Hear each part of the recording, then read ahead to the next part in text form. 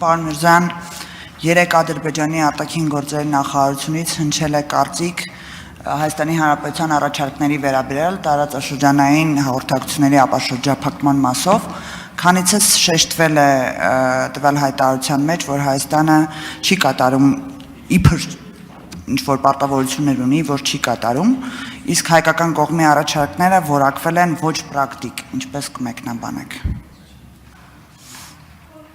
Հարցին կպատասխանի արտաքին գործերի նախարար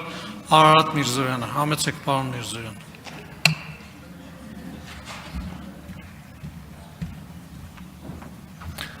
Շնորհակալություն հարցի համար Տիկին Մինասյան, իրականում ինչպես եւ բազմիցս ասել ենք, մեկ անգամ եւս ուզում եմ ընդգծեմ,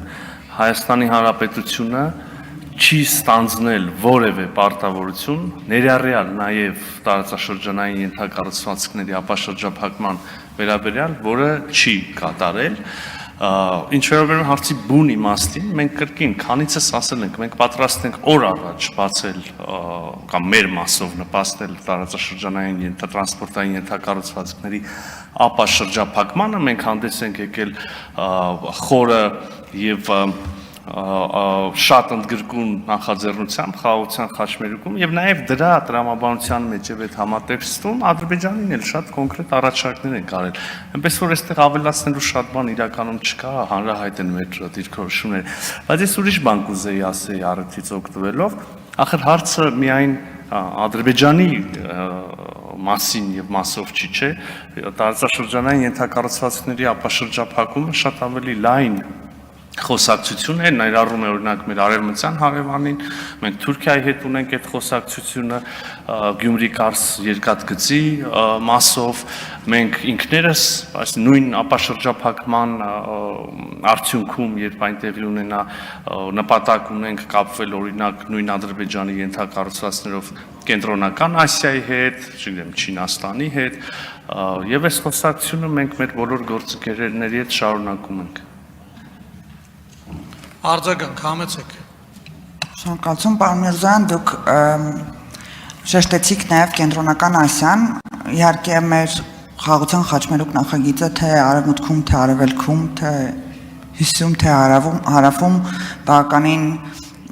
լուրջ արձագանք է գտել, բայց Կենտրոնական Ասիա շեշտելով հիշեցի վերջերս տեղի ունեցած Ռոբերտ Քոչարյանի ասուլիսը, որում նա շեշտում էր, որ Հայաստանի Հանրապետության իշխանությունները չեն համագործակցում այնպիսի երկրների հետ, ինչպիսին Չինաստանն է։ Իհարկե չի ուզենա մեկնաբանեիք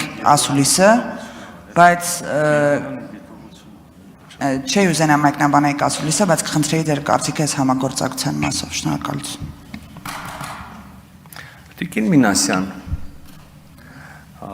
ես կարող եմ ասել, որ ձեր նշած անձը կամ անտեղյակությունից, կամ թերևս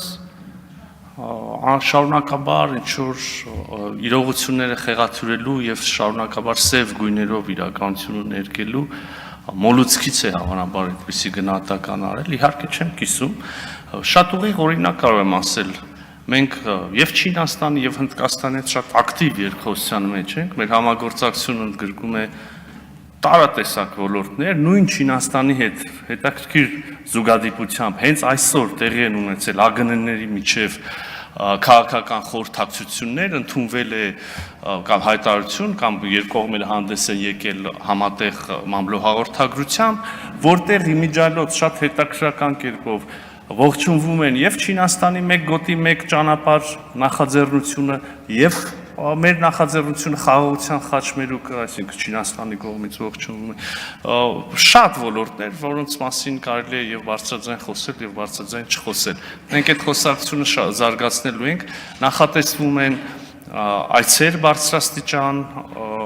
ես նաեւ հենց առաջիկա օրերին այցելելու եմ Հնդկաստան, Հնդկաստանի մասին, մեր համագործակցության մասին շատ ավելի շատ տեղեկություն են հայտնի հանրությանը, ժամանակը սպառվեց, չեմ կարող մանրամասնել, շնորհակալ եմ։